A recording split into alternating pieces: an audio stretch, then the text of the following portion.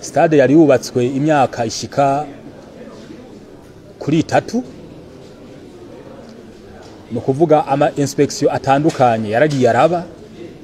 Ubu rero twovuga yuko twari tugeze nko muri demi finale canke nka finale gatoyi. Haraje ubuserukizi bubiri, abavuye muri FIFA n'abavuye muri CAF.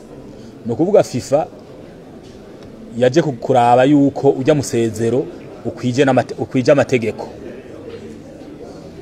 Uwa CAF nawe kwari kuraba izindi nyubako ko zikwije.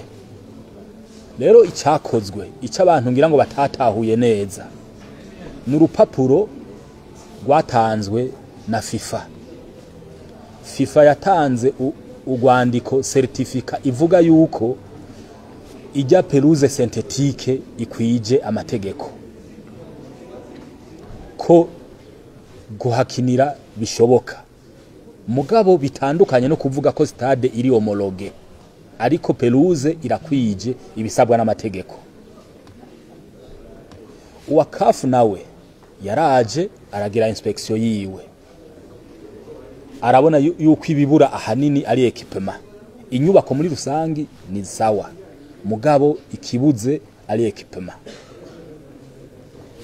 Ama camera de surveillance, ijya tableau électronique ibimanitse yerekana ibitsindo niki, tableau électronique ya remplacement kuri 4e arbitre, hamwe n'utundi two mu vestiaire umuntu ashobora kongerako.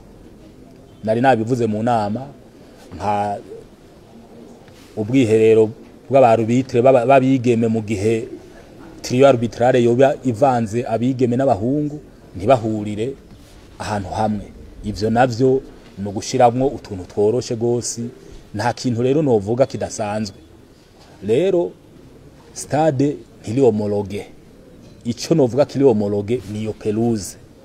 Mugabo dans 15 jours equipement izoba yabonetse yose, uwa CAF acagaruka niwe azoca atanga icegeranyo yuko stade iri homologue.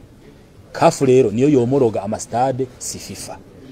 FIFA yirabira kiya kibuga cyo hagati. N'uyu wa CAF aguma tubaza equipement zarashitse. Nari nayivuze no kuvuga nubu iyo tumutwara nka hari depot tukamwereka ati camera de surveillance ngizi, tableau électronique ngiyi, sinzi two ivyo vyose iyo tushobora kubimwereka yari kuvaho atanze raporo ati turemeje yuko stade ikwije.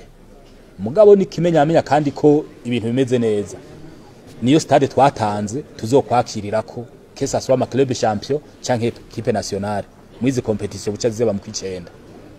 No kuvuga kubona CAF ataco itafuse ngo stade Intwari, nuko ibona yuko mu minsi mikeyi izoyemeza. Nico rero novuga gutanga umuco kugira ngo abantu bavyumve neza.